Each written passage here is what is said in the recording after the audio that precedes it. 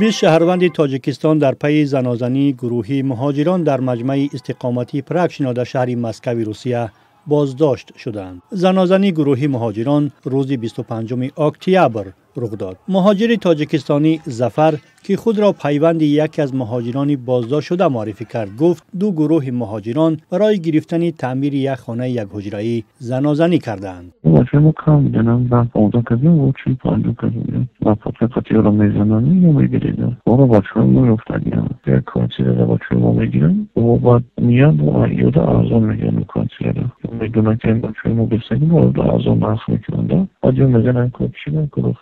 چیکار فکر میکنم آدماشون فرار میکنن همه ایران رئیس نایوشون هم اصلا جمع میشن پشتی دون دانستان من نفرکو داداشون با چه موقع چی میگنه میان میزنن تا 25 دکبر است چیزا شروع میکنه 10 کسای ما 10 کسای او. ظفر گفت نسبت بازداشت شده ها با ماده اوباشی گروهی پرونده جنایی باز شده است. پلیس روسیه به علاوه پرونده جنایی نسبت اشتراکداران دیگری زنازنی جزای مأموری تعیین کرده است. نشریه کمرسانت روسیه با نقل از کمیته تفتیشاتی آن کشور نوشت جنجال مهاجران اختلاف بر سر نرخ تعمیری خانه بوده است. بختاور صفایف یک مهاجر فعال تاجیکستانی در روسیه گفت بیشتری زنازنی مهاجران کاری در ساختمان ها و از بحث اطراف نرخ کار سر میزند. در بازارها هستای محافظو هستای اخرانیکو هستای مثال کارمندای مقاماتی هستند در او جو نمیشود. این کارو основной در همون стройка میشود. وقتی که آدمیزاد ناموسش که جقید